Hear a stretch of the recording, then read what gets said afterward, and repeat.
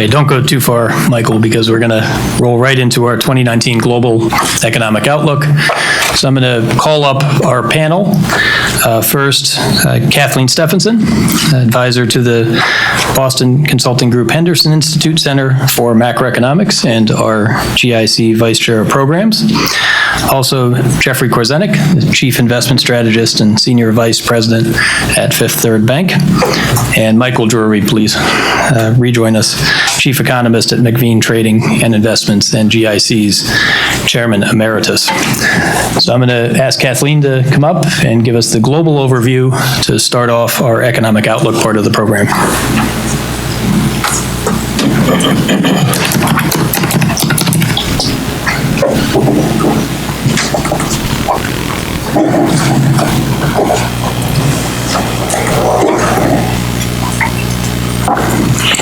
So, good morning. We have reached such lofty, high levels of enthusiasm with the presentation of the Global Citizen Award and then the unveiling of the college, that I thought that we should bring you back to reality. So, my presentation, instead of really giving you projections of the global economy as such or regions, I thought to concentrate my remarks on challenges. And I've identified 10 challenges.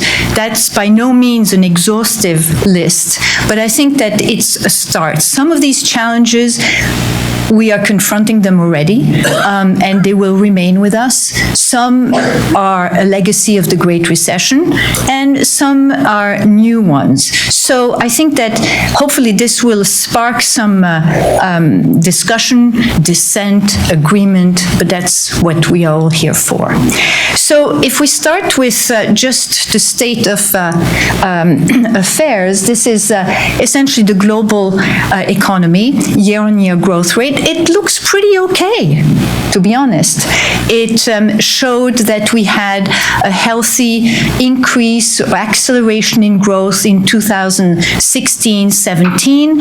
Now we're seeing somewhat of a plateauing. So not bad. Advanced economies above 2%. Emerging market economies are growing well above 4%. And the global growth is north of 3%. So we ought not really complain, but that's if we stop there. Headwinds have emerged, and that has created a shift in the balance of risks towards the downside. In terms of developed economies, at best, we can argue that they will converge back to potential, and potential growth is below what it used to be prior to the Great Recession. And in terms of emerging markets, yes, Asia remains relatively strong if you look outside of China, and we'll hear more about that with Mike's comments. But other countries are really showing subpar growth, particularly those that are confronted with fiscal consolidation. So this brings me to the first challenge. Now, less synchronized growth. You might say, hey, when you look at these PMIs, it looks as though everybody's dancing on the same tune here. The tune is essentially showing a slowdown. But what we are seeing is that the cyclical expansion, and these, by the way, this is the purchasing manager indices, they tend to be very cyclical. And what we're seeing is that in advanced economies, the cyclical expansion has peaked. That's for sure in the UK and in the euro area, and that's the result of export growth slowing, and I'll come back to that. The US cycle, as we all know, has benefited from the fiscal stimulus, and the question is whether the cycle will weaken as that impact fades. Some other countries are emerging from recession. I'm thinking particularly Brazil. And some other yet are essentially displaying the usual kind of like dynamics that we've seen, idiosyncratic dynamics, I'm thinking about the boom-bust scenario that is always at play in Turkey. I'm thinking about the slow growth in South Africa, to just name a couple of them. And then higher energy prices that we've seen over the past couple of years will and continue to affect the terms of trades of countries and, of course, the growth prospects for both oil importers and exporters. And this leads me to the second challenge, weaker global trade. We see that on the left, global trade has decelerated quite dramatically. And it is the result of global export orders. You see that on the right-hand side. And in fact, the index there now is well below its long-term trend, which is at 100, and is almost reaching the low point that we've seen at the height of the European crisis. The WTO reports that indices for auto production, for auto sales, electronic components, agricultural raw materials, all have now gone below their long-term trend. And when you look at global growth, when it's growing below 4%, what you're then seeing is a weakening in the second round effects that tends to be positive and intensify, if you will, or strengthen the global economy, the global growth. So this is an issue that we have to deal with going forward.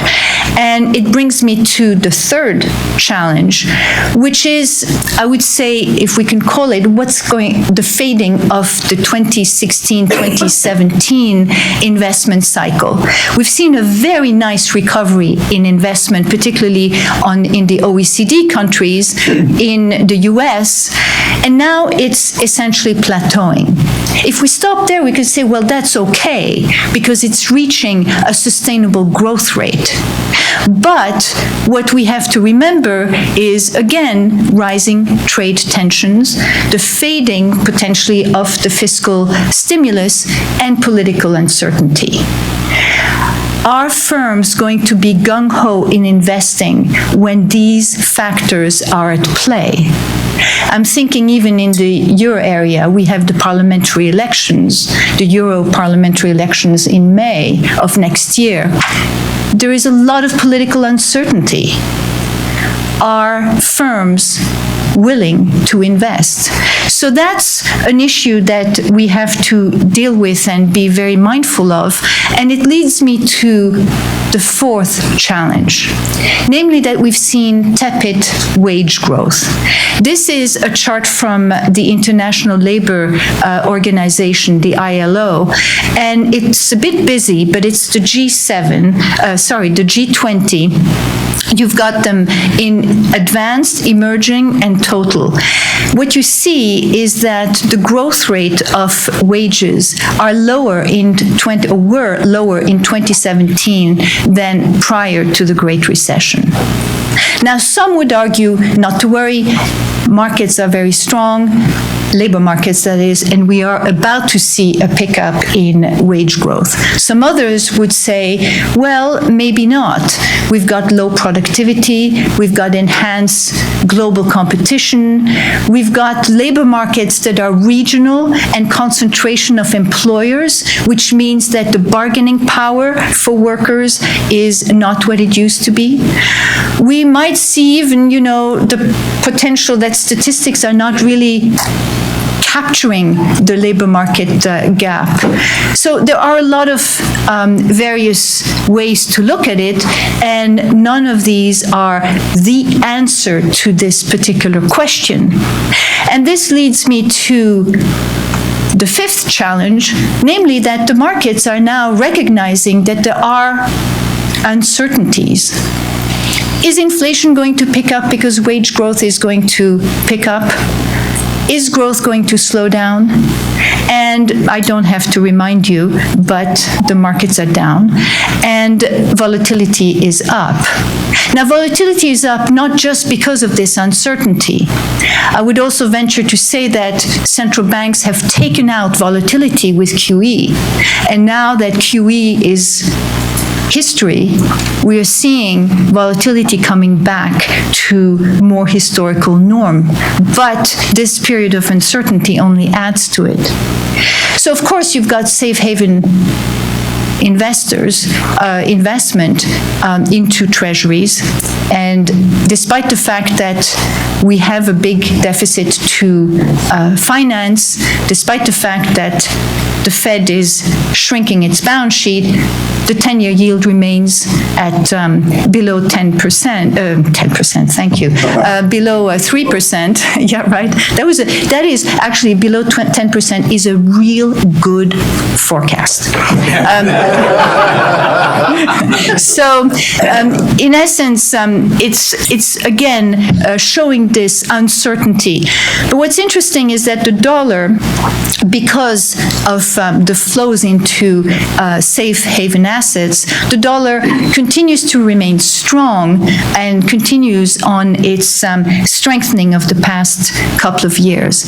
And this brings me to the sixth challenge, namely that in emerging markets, foreign exchange denominated debt, while, and you can see that on the top left-hand corner, while it has as a percentage of GDP come down from the late 90s peak of close to 17% of global GDP, it's now closer to 14%. That is thanks particularly to Asia ex-China. They've learned a lesson, and you can see that on the top right-hand corner. That progress is quite dramatic. But in other countries, if you look at the lower left-hand corner, emerging markets excluding China, it has skyrocketed. And a lot of that is due to debt in Africa and the Middle East. Big chunk of that Saudi Arabia, by the way. These are data out of the Institute of International Finance. When you look at China, you see a little bit of, well, you see quite a big spike in the early part of the decade, but by and large you see a deceleration there as well, or a decline, but the shares are not that big. In emerging markets, Europe, there it's a trend that is quite worrisome in that the share there is now reaching almost like the mid-20%. And then in Latin America, a big increase since 2014. And this leads me to the seventh challenge. And it's the fact that looking ahead, by 2020, you're going to have huge redemption of debt that needs to be refinanced. According to the IIF, about $4 trillion of bonds and syndicated loans will have to mature, of which 1/3 represents foreign exchange redemptions. So if everybody's growing fast, it's okay. But if global growth is slowing, it's an issue. Or if there are some uncertainty, it's a big issue. If you look at this particular chart, the uncertainties that we've been living with have essentially put a damper on flows, capital flows into emerging market, and that is both equities and fixed income. They were negative in the second quarter of this year. So that's something that we need to pay attention to, which leads me, not really, but it's towards the end of my talk, if you will. We also have to look ahead for structural changes in the global economy. Fiscal policies to date have not really addressed the longer-term structural changes. We're talking demographics, of course, everybody knows about that. The new technologies, which will affect business model, the asset-light type of models, the financing, the type and supply and demand of labor. Even if we look at trade, We all think in terms of goods and services, of course. But what about digital trade? Do we have a policy about that? No. Is it difficult? Yes. That's going to be a challenge. And then, of course, the value chains, given the trade tensions that we have. And this, of course, is an issue that will stay with us, which leads me to the 9th challenge. And this is a plethora of, we can go on and on in terms of the political risks. In the US, of course, we know about trade policies. Domestic policies, just look at December 21st deadline, but also next year, the Congress and the administration.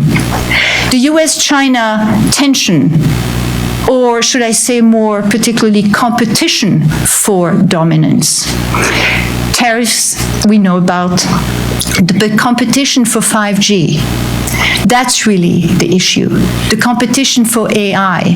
And there I would like you to, if you have the possibility, to pick up the book by Kai-Fu Lee.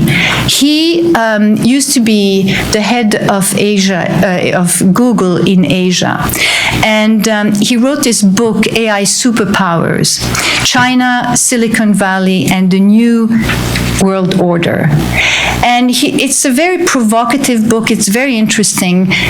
He's arguing that China will win the knowledge economy race based almost on the massive store of data and the knowledge that they have thus far. It's very interesting. Energy competition is another risk. And then, of course, Europe, Brexit, oh my God, German politics, French politics, the Euro area parliamentary elections, as I mentioned, not to mention Ukraine and Russia, Brazil with the new government, Mexico with the new government, which leads me finally to my last challenge, the spread of populism. And how can we understand this? And how can we work towards solutions, if there are any? Maybe there is. And George, I would very much like to hear your thoughts on this. I would argue that Greece has transitioned to post-populism. Maybe not. Yes. So maybe there is something there too that we should look at. So anyways, this sets the stage for, I think, Don, who's going to zero in mostly on the US, if I'm not mistaken. Thank you.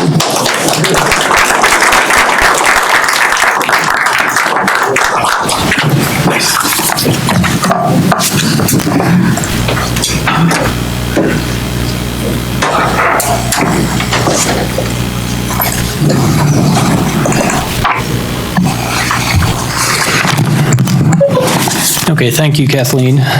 So we heard about some inflection points just now, inflection points in growth globally, inflection points in trade. So this is very relevant for this organization, but also for the global economy and many other players in this system. So I'd like to offer a few charts on a different inflection point. I want to talk about inflation. I want to talk about inflation particularly as it relates to the US economy, and I want to talk about it because it's something we haven't talked about in a while. So for the last decade, deflation was sometimes the bigger concern, that prices would decline was the bigger concern. But if we look at the agenda that's being pursued in the US today, we have a pretty large tax cut later in a business cycle. We are working towards deregulation in the financials and energy space, maybe more regulation in the tech space. We're working towards eliminating the trade deficit in energy. We're looking at infrastructure spending, we're looking at defense spending, and we're looking at tariffs, as well as other changes. So this is a different policy mix on the US side than what we might have confronted in years past. And this is all happening against a backdrop where we could start to say the U.S. economy is getting to full employment. If we have the unemployment rate below 4%, we have to be at least in the neighborhood of full employment, if not there, if not past it. Companies are starting to raise wages. Capacity utilization is rising. Supplier delivery times are starting to slow down. And it looks like the global output gap, while very large 10 years ago, has started to close. And when we run models of inflation, for the first time in a while, they're starting to go up. And that's the inflection point I'd like to add to the discussion here today. So let's look at a couple time series charts. This is a chart of the core CPI, so it's customary to take food and energy out of some of these inflation metrics, not because they don't matter, but because we're more interested in the trend than anything else. This is a year-on-year percent change with the blue line. And we're looking at it here versus the operating rate in the non-manufacturing sector. So there is capacity utilization data that comes out with the industrial production series. This is actually from the Institute for Supply Management semi-annual survey, and given that the U.S. economy is more service-oriented, we're also interested in what the operating rate looks like in the non-manufacturing space. So we have the operating rate leading core inflation by year, by 4 quarters. And so what we see is, as the operating rate has started to rise, inflation started to trend up. So these two should go together, and we're starting to see some of those type of relationships. Here's something else that is starting to become interesting. This is average hourly earnings. So the blue line here comes out of the non-farm payrolls report, and the red line is a series that Bill Bunkerberg will recognize, which is percent of workers planning to raise wages. And this has a good lead on average hourly earnings. So the survey data is quite good here at telling us where we're heading, and it looks like we're heading up. And so maybe not up as fast as we would like, maybe not as much, but it looks like we've turned some sort of corner. And so if we're at full employment, maybe we're going to get more of this as we go forward. Then here's the PCE core. So this is a favorite measure of central bankers to adjust for some of the substitution bias. So this is the personal consumption expenditures index, less food and energy in that core measure. And what we're lining it up with here is a manufacturing series that looks at supplier delivery times, and the dotted line will go up when we slow down. So if we cannot deliver things on time in the economy, this red series is going to rise. And so we're getting to the point where if you're doing holiday shopping, you're about at your limit. So not too many days left where you can order and get things on time. And that's partly the state of the system here at the moment. So we've hit a point where there's not as much excess slack as there was. And so it looks again like we've hit some sort of inflection point on the price side as well. So we could be looking at a global economy that's starting to slow down, but slowing down because of some frictions. If it's slowing down because of trade, that's telling us we're not doing as good a job at making those pencils 14 cents. It's going to potentially get more costly over time if we introduce disruptions into that chain. So this inflection point is also something that's relevant to the U.S. labor market. And I'd like to transition to the presentation by Jeff Korzenik, who's going to talk about where else could we find workers. We're at a point where we are looking at unemployment numbers we haven't seen in the better part of 2 decades. What could we do? What could be done here to change the state of this labor market picture and help the U.S. economy? So Jeff, why don't you take it away here and tell us about some of your recent research. Thank you.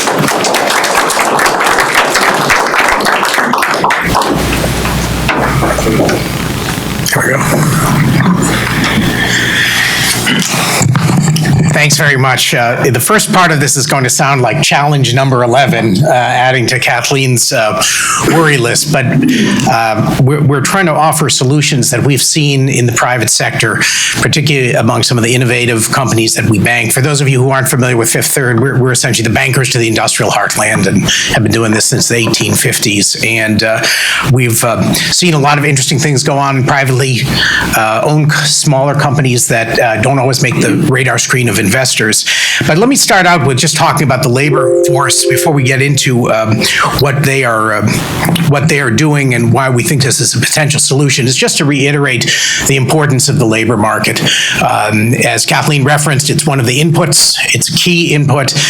When I share this with audiences outside of our industry, I always talk about this unemployment chart showing the vertical gray areas, which of course are recessions. And when you get down to essentially full employment, low levels of unemployment, you run out of room to grow, is kind of the simplistic way to say it. There's all sorts of more elaborate ways to say this, but one of the frictions that Don referenced is the ability to find labor. And with our unemployment rate at 3.7%, we are all hard-pressed to believe we can get to a lower level of unemployment.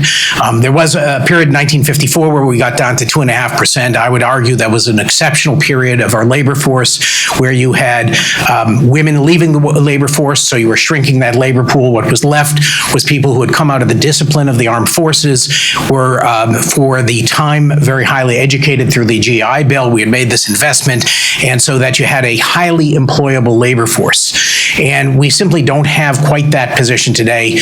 Most people would be pretty comfortable with the assumption that our 3.7%, if not actually full employment, is around full employment. And the pickup we're seeing in wages would substantiate that. Other ways to look at this ratio, we see in the JOLTS report of the ratio of job seekers to job openings. And we simply have more job openings today than we have job seekers. Another way of saying we're simply running out of labor. The solution when you're at unemployment, full employment, and you've gotten your unemployment rate down to needing more labor is to get more people in the labor force. And this is where the failure of the labor force participation rate to increase has been particularly troubling. Now, there are demographic subsets, particularly prime age women, where we've seen a pickup, this kind of sort of cyclical reaction you would expect. Better labor markets, a little bit better wages typically raises that labor force participation rate. But prime age men, and particularly young men, are really kind of near multi-decade bottoms and haven't responded. And I think this would have come as a surprise to many people who would have expected this cycle to be just like all the past cycles, where you get a little bit farther into the cycle, you get better labor markets, labor force participation rates rise, and helps meet this labor shortage. But it hasn't been happening. And I think it's important to understand why. And our belief is that there are essentially three social ills that have plagued this cycle that are of a magnitude or of a nature that we have not seen in any post-World War II cycle in the United States. The first one is to look at what's happened to the average duration of unemployment in the United States. Two different measures. Let's just focus on the one on the left. They tell the same story. As you would expect, average duration of unemployment has something to do with where you are in the economic cycle. And if you look at that chart on the left, those spikes along the way are periods in the aftermath of recession. If you lose your job in a recession or immediately in the aftermath of a recession, it takes you longer to get back in the workforce. That just makes common sense. But what we think is critical is to look at just how long it takes workers to get back in. And you'll see that up until the last cycle, the typical duration of unemployment in a recession or in the aftermath of a recession was 15 or 20 weeks. But it got up to 41, 42 weeks by 2011. There is a qualitative difference between being out 15 or 20 weeks and being out on average close to a year. If you've been out a year or 2 years or 3 years and you're in the technology field, your skills tend to be somewhat dated or obsolete. If you are in a physically challenging job, construction, heavy manufacturing, it becomes very difficult to re-enter. And lots of people have done studies of this. The best we've seen is the Brookings Institution, which actually tracked workers, and they found quite clearly once you got past that 26-week mark, once you were into long-term unemployment, as time went on, it became progressively more likely that you would simply drop out of the labor force. And this has been a big issue, and it's one that does not lend itself to easy solutions. Even manufacturers who tried to bring back people who had been away for 2 years or a year away, they just found that the physical ability to do these jobs had dropped off. And so this is a huge challenge, and not one where we see any easy solutions. We do hear of companies that are looking to bring retirees back in. They are rarely brought back in anywhere near the levels of productivity that they left the labor force, but at least that's part of the solution. But this is a very daunting solution. The reason we have seen a decline to, here we are, in our 10th year of this economic expansion, and we are still at average durations of unemployment above the past cyclical peaks. That's an extraordinary situation to find ourselves in. In many ways, people have the taint of unemployment, or there's something else going on. What else might be going on? Being headquartered in Cincinnati, we've had, sadly, a front row seat to the opioid epidemic. We think this is a major problem, probably the single biggest problem in the labor force today, that is preventing people from re-entering the labor force or being able to be employed to maximum productivity. This is how the numbers are usually displayed. They talk about overdose deaths, tragically up to 72,000 last year, and this has been accelerating. It's not just a straight line, it's sort of an exponential acceleration. This obviously is incredible, and you compare it to things like the peak of the AIDS epidemic, the total number of soldiers lost in the Vietnam War, car deaths, which also are attributable in some cases to drug abuse. Drug intoxication as a cause of automobile deaths overtook alcohol intoxication 2 or 3 years ago. So this is an incredible tragedy. But it's also a macroeconomic issue. This is the tip of the iceberg. HHS, Health and Human Services, estimates that 11.5 million Americans are taking opioids for non-medicinal purposes. Of those, a little over 2 million would be what we think of as addicts. This is an extraordinary number. Just to put some scale on that, workforce is just under 157 million. We've been adding, round numbers, 2.5 million workers, net workers to the economy during this expansion. To have 11.5 million who are either sidelined or underemployed because of the opioid abuse is a really big macroeconomic issue.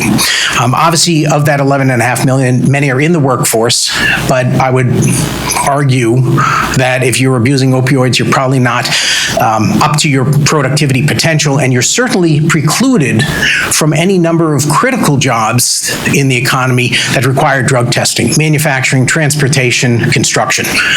So this is a big, big issue, and one that we're only now, as a country, starting to get our arms around. HHS took the estimate of opioid abusers down from 12.5 million to 11.5 million in the last couple of years. But this is a really slow, this is going to be a very slow, albeit critical fix.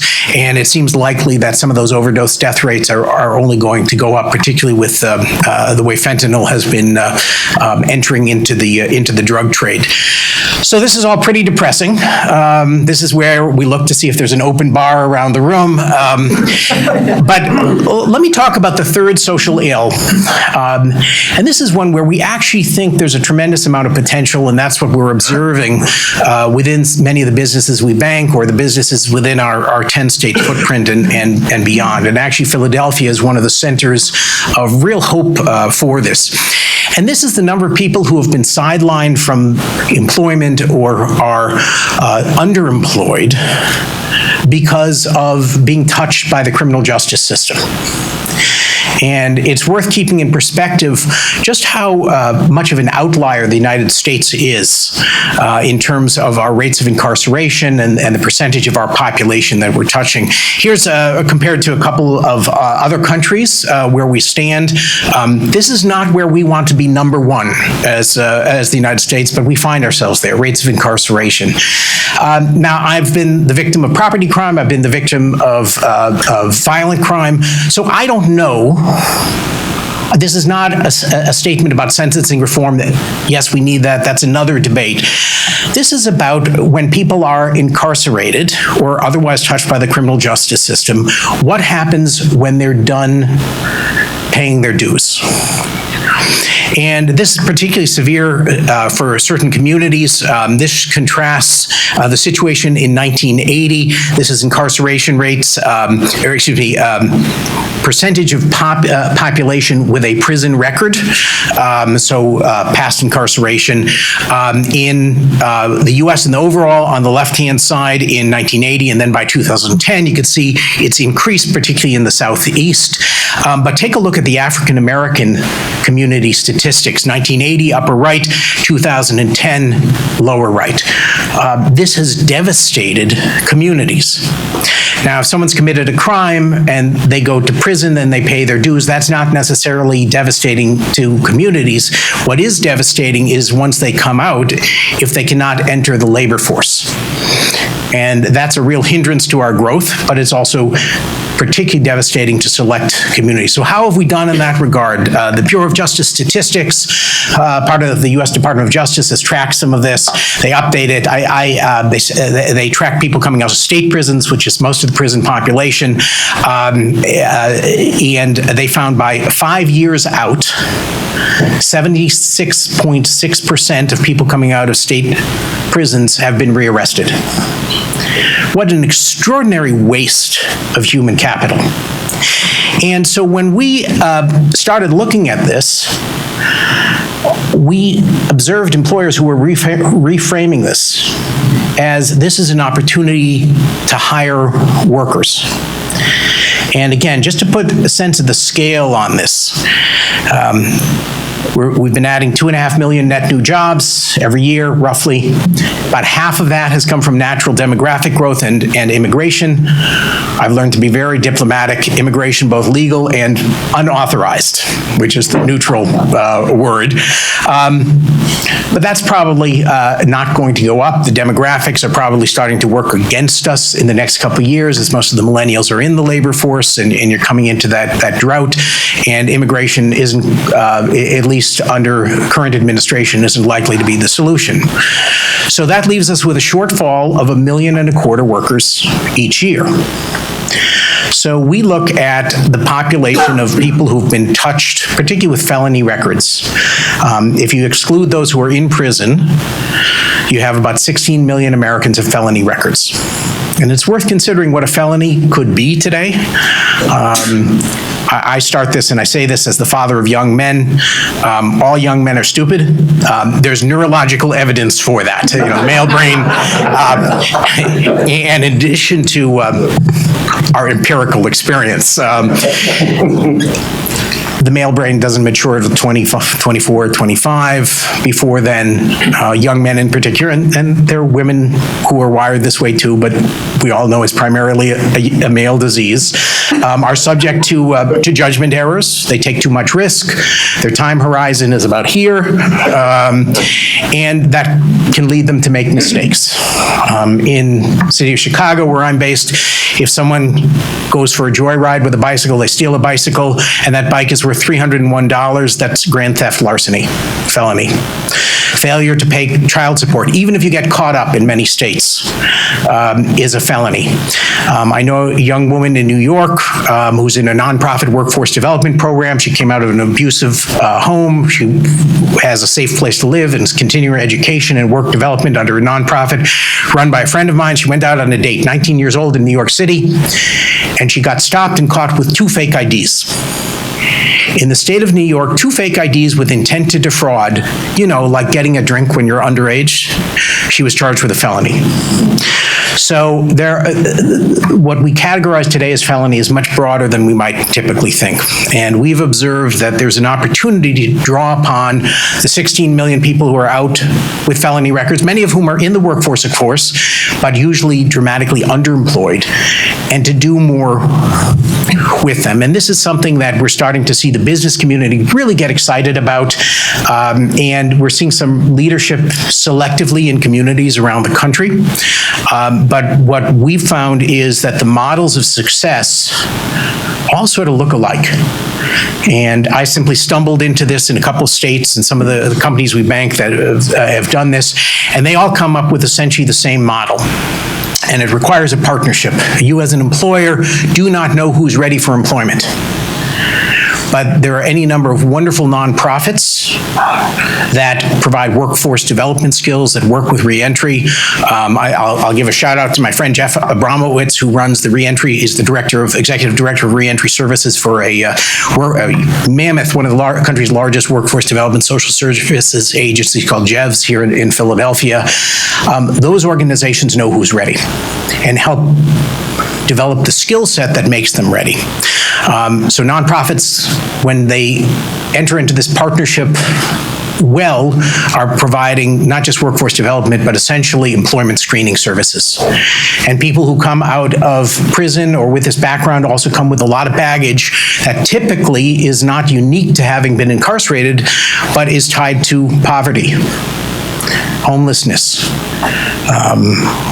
food insecurity, not having clothing, not knowing how to work, not knowing how to handle any sort of issues. So there's wraparound services that nonprofits also provide. In places like Grand Rapids, Michigan, Western Michigan, 16 private sector companies have banded together to create GR Source. It's grsource.org if you're interested. It's an EAP, an employment assistance program that's dedicated to finding solutions for people who come out of extreme poverty and have some of those barriers to employment. Government plays a role. Again, I will say Philadelphia has done an excellent job here. It's not just giving money, it's creating new structures.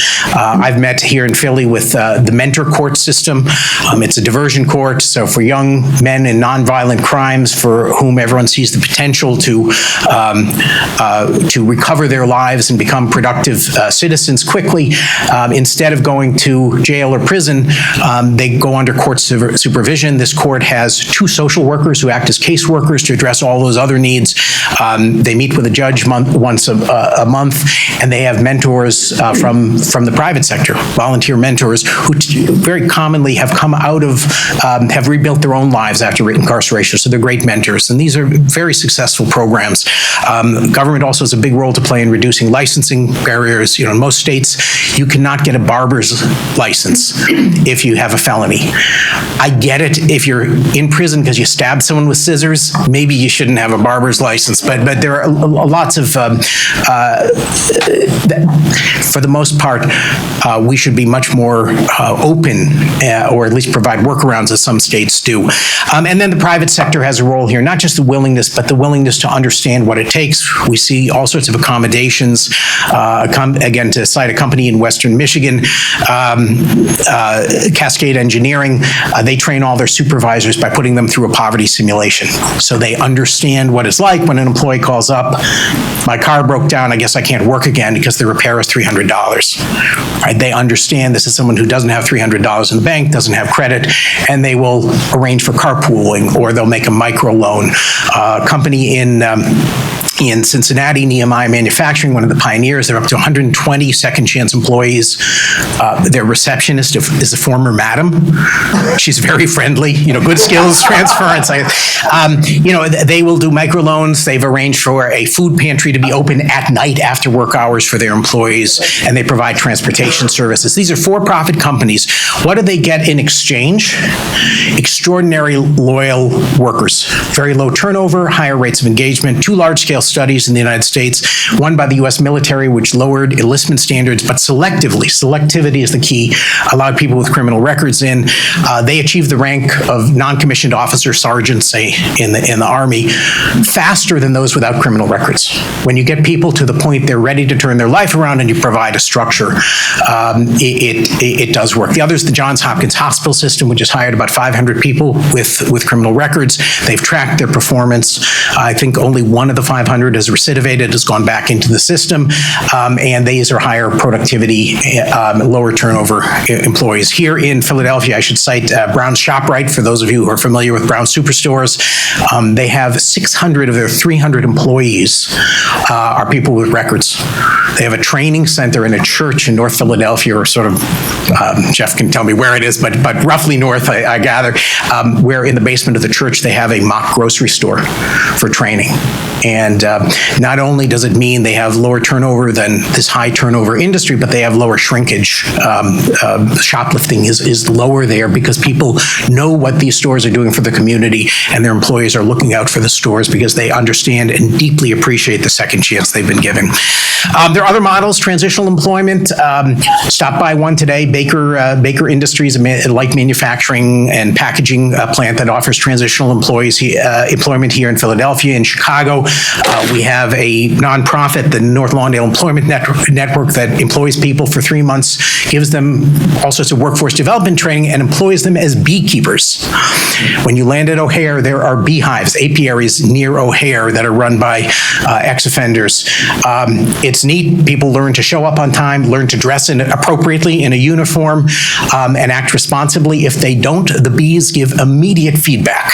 And so it's kind of a neat model, and it's been very successful at supplying the manufacturing needs of the west side of Chicago. We've seen some interesting work experience in prison models. I'm very careful to separate out abusive. There's some abusives of this, prison labor abuses, but we've seen things like outside of Leavenworth, Kansas, besides the federal penitentiary, our state prisons, and 3 factories have set up and provide transportation out of the prison gates for workers into the factory. They get advanced manufacturing training, on-the-job experience. They're typically with them for 3 years.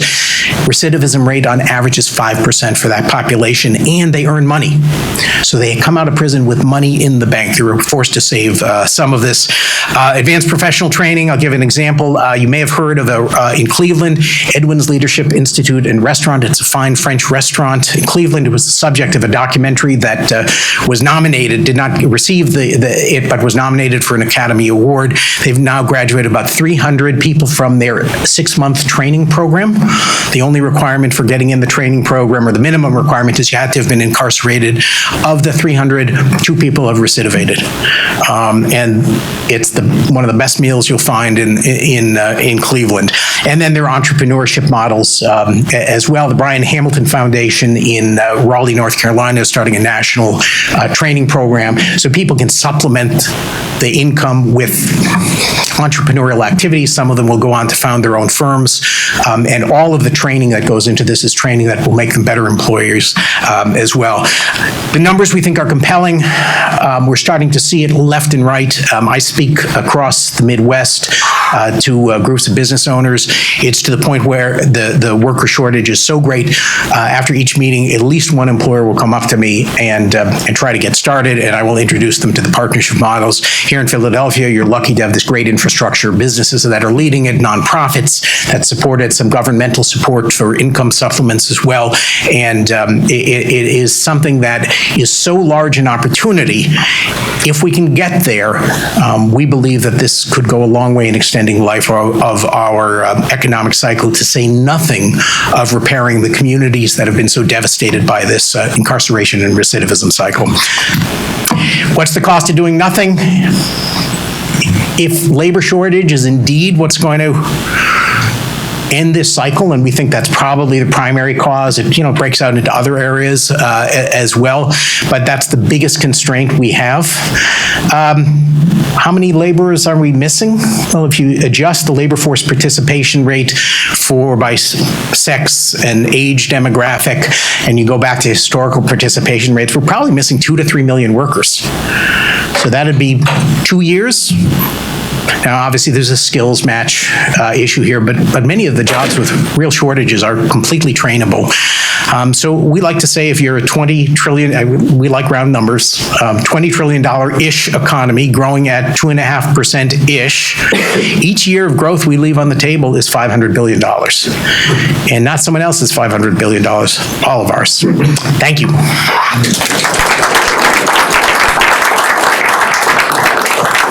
Thank you, Jeff. We're going to shift gears, go back to the global economy, and hear from Michael Drury next.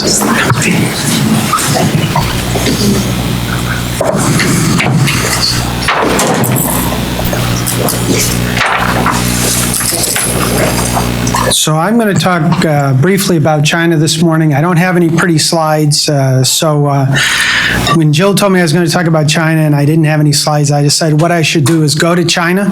So I went there last Friday, and I was in Hong Kong on Sunday, Monday. I was in Tianjin on Tuesday. I was in Shanghai Wednesday, Thursday. I took the red eye home last night at 8 p.m. and took the train here this morning from New York. So what I'm going to tell you today is what I learned about China from being in China last week. And the reason I go to China is because I truly believe in a global economy. That's why I love the Global Interdependence Center. I do not believe there is a U.S. economy or a European economy or a Chinese economy. I believe that most of the big decisions that are made in the world today are made by large multinational corporations that are gaming political structures around the world to their best advantage. They figure out where they can pay the least taxes, where they can pollute the most, where they can hire the cheapest labor, et cetera, to keep their costs as low as possible and provide their goods at the best profit margin. So in that vein, I look at the world as the United States as the suburbs where the doctors, the lawyers, the business leaders live, where unemployment is not really the function of the cycle, it's changes in portfolio values. I look at Europe and Japan as the Rust Belt. What used to be the Midwest of the United States is now globally Europe and Japan. And the Sun Belt, the Atlanta, the Phoenixes of the United States are now basically China and the ASEAN. And as we continue to develop, that's moving into India and Africa and other places.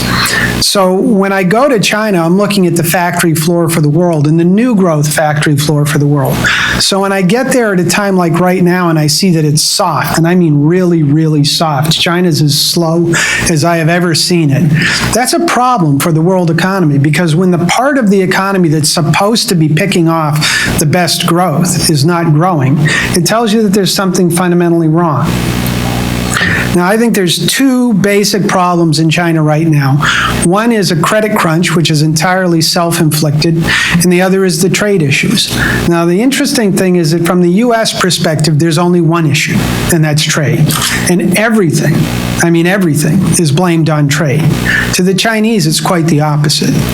The biggest problem they've got is the credit crunch. Just like here in the United States, you should probably be a lot more worried about the Fed than raising rates than you should be about what the trade war is going to do to you. The trade war gets all the press, but it's much more easily evaded than the interest rate increases that are going on because of the Fed. So, like we just got reported today, very weak data on China, on retail sales, on industrial production, et cetera. First of all data in China is reported year on year. And so it's been a bad year of growth in China, but a lot of the bad is in the rearview mirror right now because it's been weak for some time and they've been piling on stimulus in the last few months. Just before I got there, they made an announcement that if you didn't unemploy your workers, you would get to keep half of the unemployment insurance that you paid last year. Well, in the United States, unemployment insurance for the average individual is about $400 a year. In China, it's 2% of your wages, regardless of how high your wages go. So you're basically being offered 1% of your wage bill to not unemploy people. Well, how many people would you unemploy? 2%, 3% of your workforce. And the government's saying, no, we'll cover a third of that for you anyway. So guess what? The unemployment rate's not going to go up in China. But the reason that the data is bad is not because of trade. It's almost entirely because of credit. About 40% of all Chinese credit is lent between January and March. And everybody in China now knows that there's not going to be any. in January, that it's going to be really tight, and you're going to have to really fight to get the credit. So if you've got any debt exposure, and debt levels are extraordinarily high in China, then you're really, really worried, and not about trade. You're worried about whether you're going to survive the debt crisis. So how did the Chinese get there? Well, when Xi Jinping got elected, appointed, anointed, whatever term you want to use for what they do in China, back in 2013, the first thing he did was crack down on corruption. And by cracking down on corruption, he was both attacking a systemic problem in China and getting rid of any enemies that he had left that were, challenges to his power. And the corruption campaign was ruthless and powerful and extraordinarily effective. But it led to a recession in China in 2015 and a recession in the world in 2015-16 as they crushed commodities prices, etc. So last year, in 2017, when he was re-anointed, he did the same thing in 2018, except this time it wasn't a corruption campaign, it was a credit crunch. And it was specifically a deleveraging play. And it was aimed at two groups in particular that Xi has problems with. One is people who are getting money outside the country. So you've seen things like Anbang Insurance and HNA, the parent of Hainan Airlines, Dalian Wanda have all been forced to bring money back home to China because they basically didn't like people putting money outside the country. They wanted people to invest in China, and so they were forcing you to bring money back.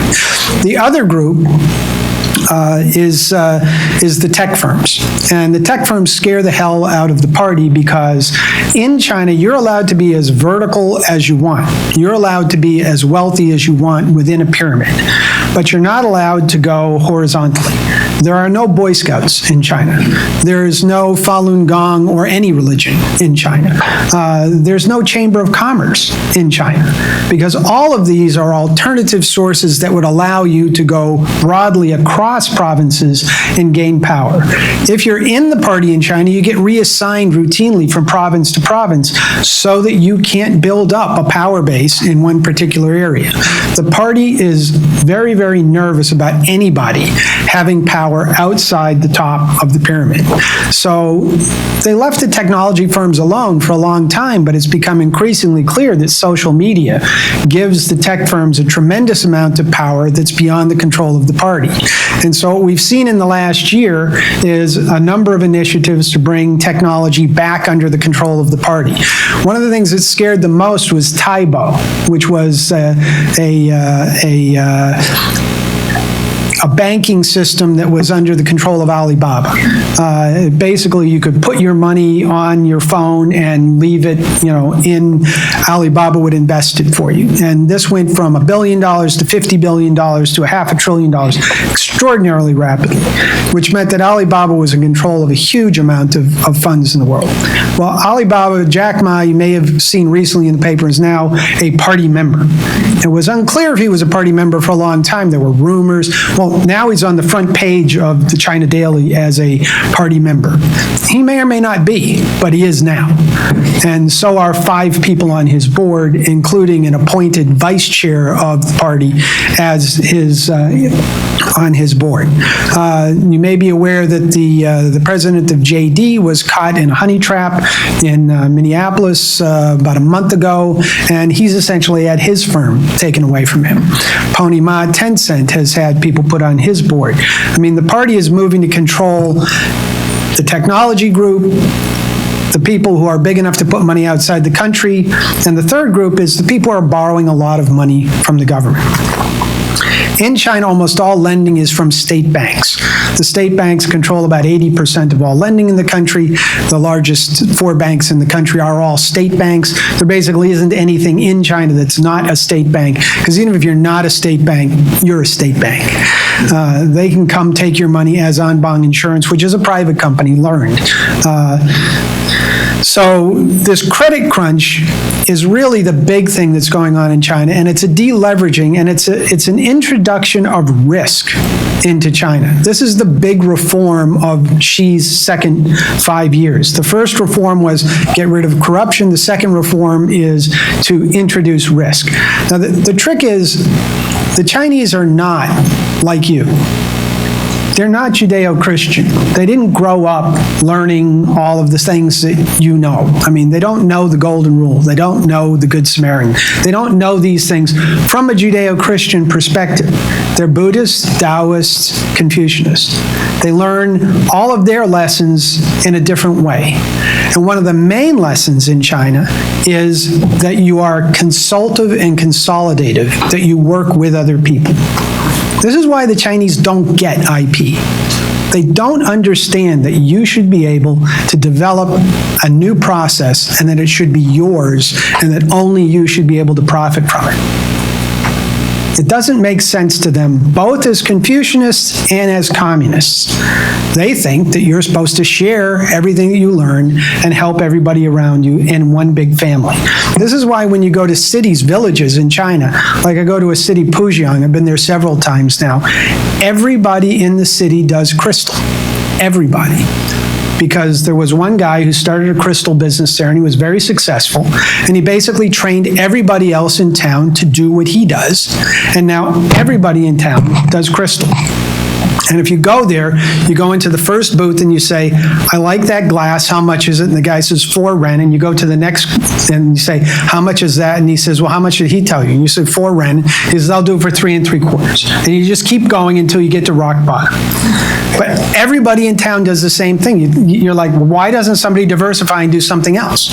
Well, because the guy who made the most money in that town shared his skill and everybody ended up doing the same thing. That's China. It's different than the United States. So the point of this conversation is that in China, they're worried about the credit crunch way more than they are trade. Trade represents about 18% of GDP exports in China. Of that 18%, about 1/3 is re-exports. It's Korean, American, Japanese imports coming in that are then assembled into something and re-exported. So Chinese exports are only about 12% of GDP. And of that 12% of GDP, the United States represents about 1/4. So we represent roughly 3% of Chinese GDP. And if it's crushed, and they expect it to be crushed, by 1/3, that would cost them about 1% of GDP in a country that grows 6 normally and is growing 4 now. That's a problem, that's not a disaster. On the other hand, you're talking about a country where credit is the life's blood of the country, and they may see 20% less credit next year than they saw this year. That's a really big problem, and it's probably going to lead to fundamental changes in the way the Chinese economy works. So they're focused on the 97%, not the 3%. Now, with respect to the trade war and everything that the United States is worried about, I was just there for 4 days. Nobody knows anything. I mean, I talked to the government affairs people for GM and Rockwell Industries and, you know, all big firms like this. I talked to the U.S. Wheat Board. I talked to the Meat Export Federation. People who are on the ag side who are talking to government officials all the time, and they should know. Nobody's talking. When nobody's talking in China, it's because the party said if you talk, you won't ever talk again. End of story. I was told by a friend of mine who knew some stuff that I can tell you, but you can't tell anybody else. You can tell your firm because that's why I'm consulting with you. If you published it, I'll never talk to you again because I'll be dead. He's serious. This is the way it's played in China. I was there for 5 days. The great firewall on their internet, it really works. I mean, you can't find out anything that they don't want you to find out. It's really, really difficult to get basic news. Fake news, real news, any news. It's really hard to find out what's going on outside. But one of the conferences I was at, they were talking, it was government affairs officials talking about the China trade. And the bottom line is there's confusion, reflection, and silence. We've already discussed the silence. The confusion in China during the corruption campaign, when you offer a bribe to a Chinese official, he doesn't ask for a bribe. You offer a bribe. And he knows whether you know from the offer. Because if you offer him too little, you don't know, and he takes advantage of you. And if you offer too much, you don't know, and he takes advantage of you. You have to offer the right amount. How do you know the right amount? You know somebody who knows somebody. You know a guy who knows a guy, right? And he tells you how much you're supposed to offer the official. If you offer the wrong amount, you don't have a friend, and so you're in trouble. Well, it's the same way with breaking the law in China. When you break the law in China, when you violate one of the norms of society, you're supposed to know. And so when the police show up at your door and they arrest you, you're supposed to apologize and take responsibility and say you did something wrong. The problem that the Chinese have right now is they don't know what they did wrong. And so because they didn't know what they did wrong, they were consultative and they came to the United States and they said, this trade war thing, what did we do wrong? Is it that we sold you more stuff than you sold us and there's a trade deficit? Yeah, that's part of it. Is it that we stole IP or forced people to give IP in order to do business in China? Yeah, that's part of it. Is it that we're surpassing you in areas like AI and 5G and satellites and et cetera, and you're scared that we're going to be bigger than you? Yeah, that's part of it. Well, which one? Which one am I supposed to fix? And the answer is all of them. And the Chinese said, well, okay. So they went back into their room and they thought about that. And they came out with this list of 142 things that Xi Jinping talked to Trump about down in Argentina. And on that list, there are green things that they will do. And you're already seeing some of that. They're going to buy more soybeans and they're going to buy more LNG. And they're going to stop fentanyl and they're going to lower tariffs on automobiles. This is the low-hanging fruit. This is stuff the Chinese don't care about. They were going to do this anyway. They're going to buy beans, they're going to buy LNG because they need it. Fentanyl's not an issue in China. If it's an issue in the United States, they'll do something about it. Car tariffs, they don't sell any cars in the United States and we don't sell any cars there, so it doesn't really matter to them if they lower that tariff. But if it makes Trump happy because cars are a big part of all of his trade bills, they'll do that. So the low-hanging fruit's the green stuff. That's easy. The yellow stuff is areas like IP transfer and technology. The Chinese thought that they had a social contract with the United States. We allow you access to a market of 1.4 billion people, the biggest single homogenous market on the planet, and you give us technology so that we go from being a third world country to at least a second world country, and someday, hopefully, a first world country. And that worked from 2000 through 2008, 9, 10. And then after the great financial crisis, the Chinese were like, well, you're not bringing anything here right now. You're not doing anything. So we're going to go off on our own way. And so now you've reached a point where there's a collision, a conflict of wills as to what is IP and what's not IP. If you talk to the American firms doing business in China, they're all lined up to do more business in China. They don't want to do less business in China. They want to do more business in China. They want the United States to open up China and make the Chinese allow them to do more business. They're not interested in restrictions on the transfer of their IP. They actually want to transfer more faster. And the really good ones that do business over there know that that means that they will have to run harder and faster to stay ahead of the Chinese who will steal them blind. And they're fine with that because they know they're better than the Chinese and they know they can beat them because they've been beating them for 20 years. And that's why they're still in China, the ones that I talk to that are there. The third thing is the reflection. The Chinese are having a real problem trying to figure out if they've violated their own basic social code, the consultative, consolidative. This is the 40th anniversary. This month is the 40th anniversary of the opening of China under Deng Xiaoping, when he said basically, I don't care if it's a white cat or a black cat as long as it hunts mice. Right? He basically said we should do whatever it takes to grow. Now, he also said that we should remain humble and quiet about our successes and just grow. Under Xi Jinping, China has become brash and open and vocal about how fast it will accomplish the things that it will accomplish. They'll lead the world by 2025 in these technologies. They'll rule the world by 2050 in these technologies. And all these were set up as party markers because the party becomes, in 2021, it's the 100th anniversary of the founding of the party. In 2049, or 2050, it's the 100th 100th anniversary of when the party took power, and they want to celebrate all these landmarks. Well, it's that brashness that has attracted attention to China, and the Chinese are now asking themselves whether that was a smart plan or not. And so one of the things that you're going to see this year is they're going to tone it down. They're going to say, well, we didn't really mean those things. We mean to back up. We're not going to talk about those things. So do they really mean it? Well, that's tricky. In China, you meet people who say, yes, we should be humble, and they really believe that.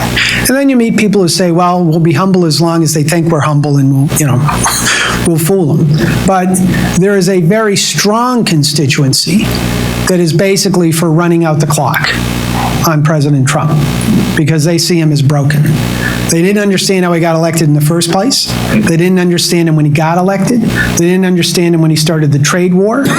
They don't think that he won the midterms. They think that he's going to be under indictment. So they're willing to run out the clock. They're willing to, 90 days is 1/8 of the remaining time of office for President Trump. That's the way the Chinese look at it right now. So they're going to play this 90 days, and then the next 90 days, and then the next 90 days. Now, why do they take that view? Because they're looking for the long run. Maybe they're wrong. Maybe Trump's in more than 2 years. Maybe he's in for another 4 after that. So that's 6 years.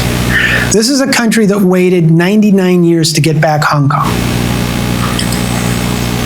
And they'll wait, these plans, when they talk about 2050, they mean it. They look that far away. So they're looking for the longer term, and they're saying to themselves, this issue's not going away because China will pass the United States someday in total GDP, nominal GDP. It's already passed in PPP the way some of the world institutions measure it. But it will surpass sometime in the next decade on a just raw data basis. And China will still be only 1/4 of the per capita GDP of the United States because it's just bigger. It's 4 times as big. So they know this is not going away.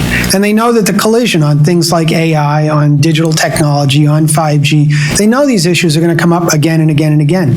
So they expect that they're going to be the issue of the 2020 campaign, the 2022, 2024, 2026, 2028. It's always going to be there. So they're just playing this out day by day now, but their long-run view is that we're going to be communists, we're going to be party-oriented, we're going to be Confucian, Taoist, Buddhist, we're going to do this every day the same way we've been doing it. We'll make changes around the edges where it makes sense for China to make changes around the edges. We don't play to a stock market the way Trump does. Our stock market's down 30%. We don't care because stocks are not a big issue inside of China. They keep playing on the United States. They spend a lot of time studying what the United States looks at and how the United States looks at itself. There's a great paper by the dean of the National University of Singapore, who's an Indian, writing, this was about 15 years ago, that one of the extraordinary successes of China over the last 30 years has been its ability to keep the United States fixated on Islamic terrorism and fundamentalism instead of on China. And the mistake that they've made now is they've been brash and they've exposed themselves. So they're going to go quiet again. And you're going to see this submissive China that is still trying to steal everything they can and advance as fast as they can. Because at the end of the day, that's what you do for your family. You do everything you can to make your family better off at the end of the day. And all of China is one family to the Chinese. That's my story, and I'm sticking to it.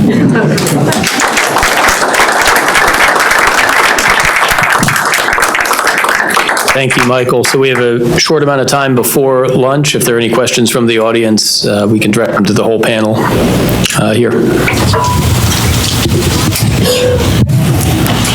And I think we have a microphone that'll... So how will the climate change issue play out between the United States and China? Is this on? Okay, so the Chinese are really, really worried about global climate change. I'm sorry, I'm really jet lagged, I'm sorry. There's two reasons. One, they don't produce enough clean resources within their own country. I mean, they have plenty of coal, but coal's really dirty. Anybody who's ever been to Beijing, I mean, you can't see the door, on a bad day. They don't produce enough oil. They don't produce enough natural gas. That's why they're going for battery technology. They do produce lithium, so this is a big trend for them. The second reason is that the old capital of China is in Xi'an, which is far in the west. And it's there because that's when, back in the 1200s, 1300s, the water came off the Himalayan mountains and it was always green, and you could always grow, and you could always have food. That's where the Great Wall is centered. Anybody who's ever been to China, the Great Wall is centered on Xi'an. It moves all the way to Beijing where everybody goes to see it, but that's not what they were protecting. In the 1400s, you had a warming up of the, you had a cooling down, the Great Ice Age, mini Ice Age. And in that period, it dried out between Xi'an and the coast. And the Chinese moved into this bowl, which is where the Yangtze River empties. And that area floods, and when it floods, it's really, really bad. And that's why they've been putting all these dams, the Three Gorges Dam, et cetera. Well, if temperatures go up 2 degrees centigrade, like people are talking about, 4 degrees Fahrenheit, you'll basically flood everything from Shanghai to Beijing. It's underwater. You've seen these pictures about how Florida disappears when we warm up. Well, that's everything from Shanghai to Beijing. That's only 500 million people. So they were a little worried about it. So they spend a lot more time and effort on climate change because it means a lot more for China. And they're serious about it. I mean, one of the things that you have to give the people is a good life. And part of that is breathing clean air and not being sick from going outside all the time. And so there's a real push for improvement. It was really bad when I first went there in 2005, and it got worse through about 2012, 13, 14. It's been getting better since then. It's still really bad, but it's noticeably better than it used to be. I mean, how bad? They're building 800-foot towers to suck in all of the air over a city, drive it down into a greenhouse, clean it, and refilter it. I'm serious. They're doing this. They'll spend any amount of money because they're scared. Question from Stan? I had two quick questions for Jeff.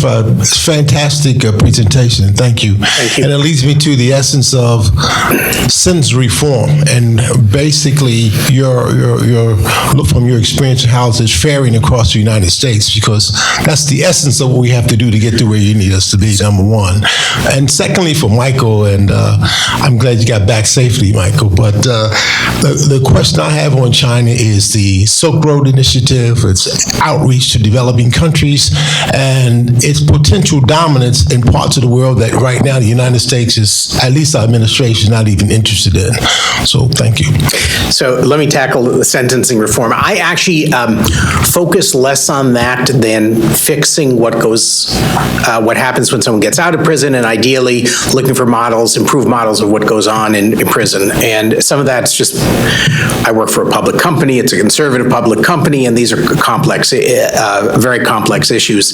My belief is that you really have to fix re-entry, getting people in the workforce, because to have shorter prison sentences and then give people no hope of employment, the outcome will not change there. That being said, obviously we should incarcerate people, far fewer people than we do. We over-incarcerate in this country. I strongly believe that.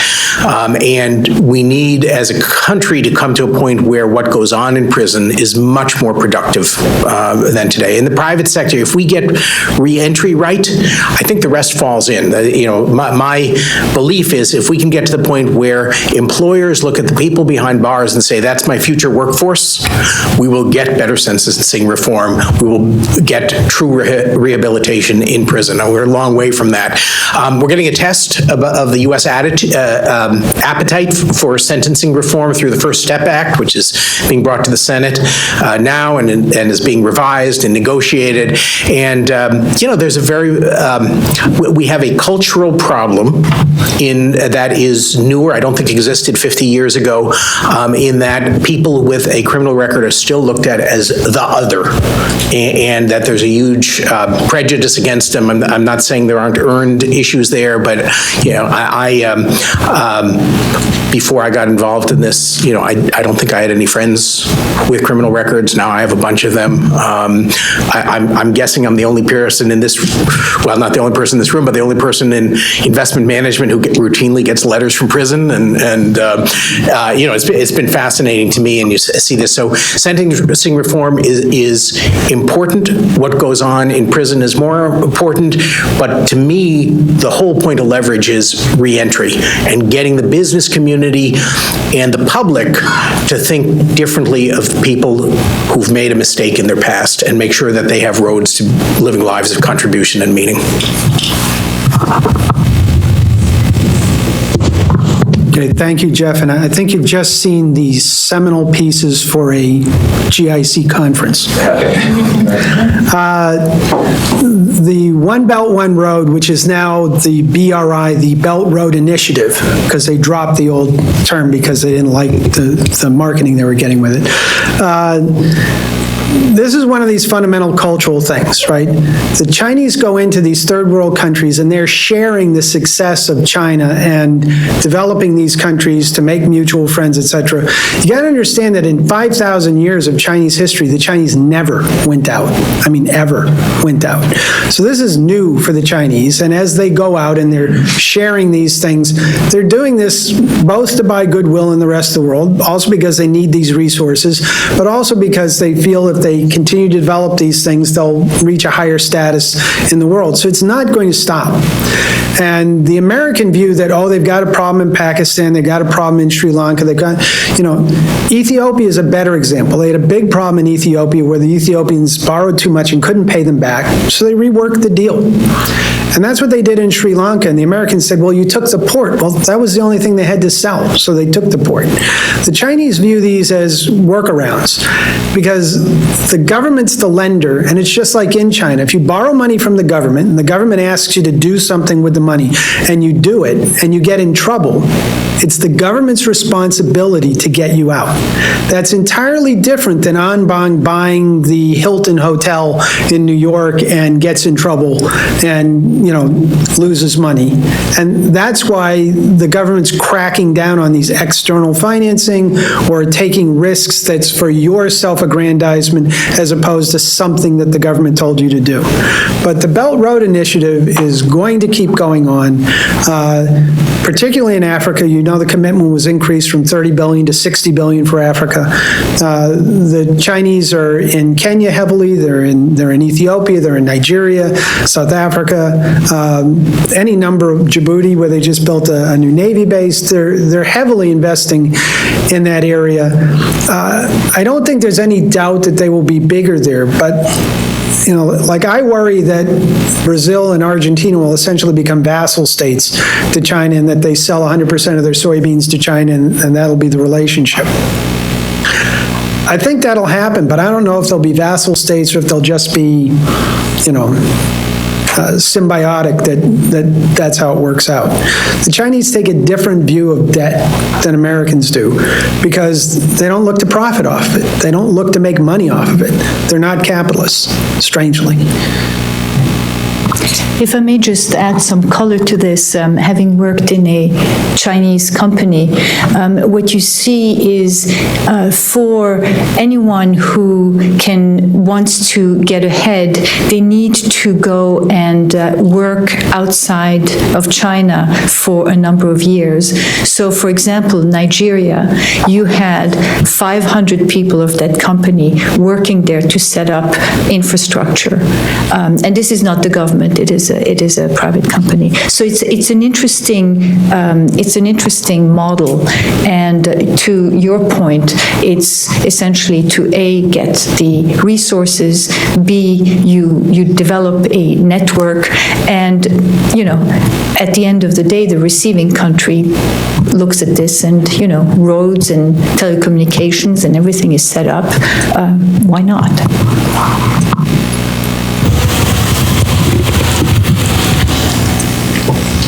Thank you. This question is for Kathleen. Thank you for such a thorough analysis of your concerns. And I was wondering on the one where you talked about we're not seeing wage growth that we've seen traditionally. How would you frame that in light of things like the Challenger Gray and Christmas research that showed of the folks that they surveyed, 40% said they'd actually take lower pay for the non-quantifiable benefits like flexibility and whatnot. And then I know for Don's firm, you've talked a lot about what companies did with their tax cut was pay bonuses, which doesn't show up in the top line. And we now know that non-financial compensation is a larger percentage of what people are receiving. Does that placate you a little bit? Is it sort of a new normal in the wage world, do you think?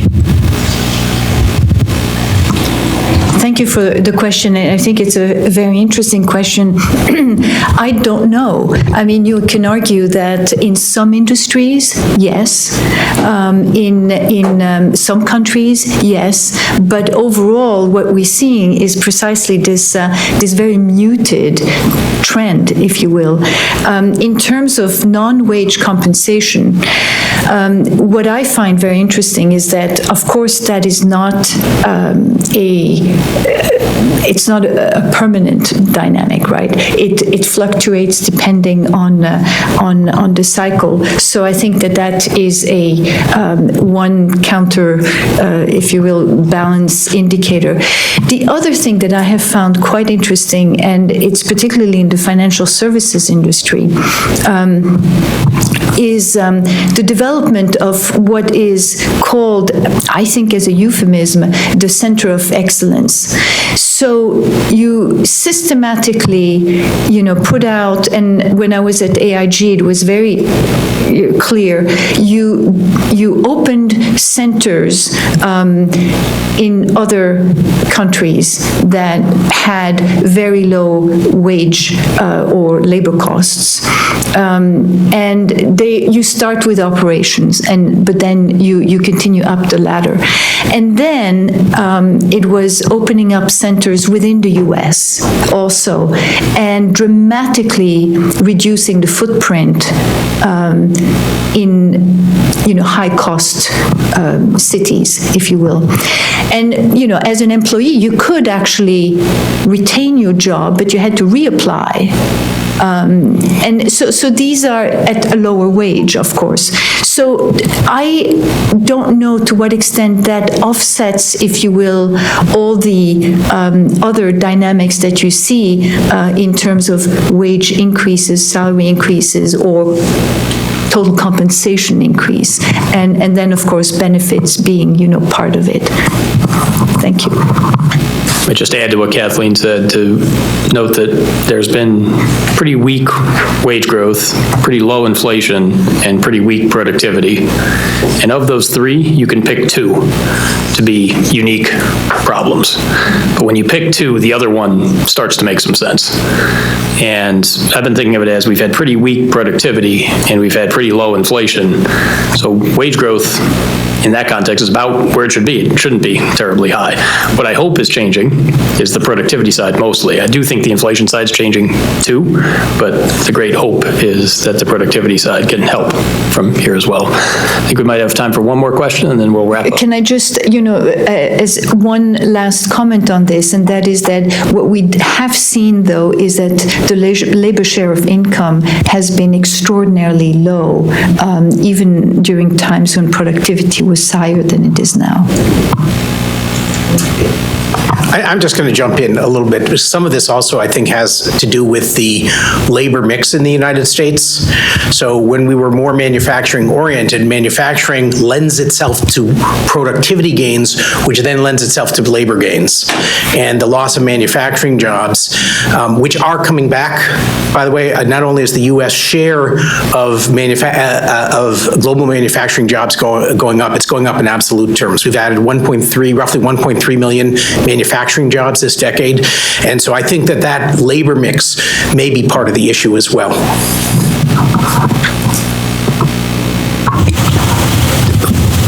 One more question in the back, and then we'll wrap up for lunch. We'll all be around at lunch, too, if there's anything we didn't get to. We're happy to follow up. Getting back to the environment, to what extent does green and sustainable energy play in the United States economy and in China's economy? Is it a factor, or is it still just too little?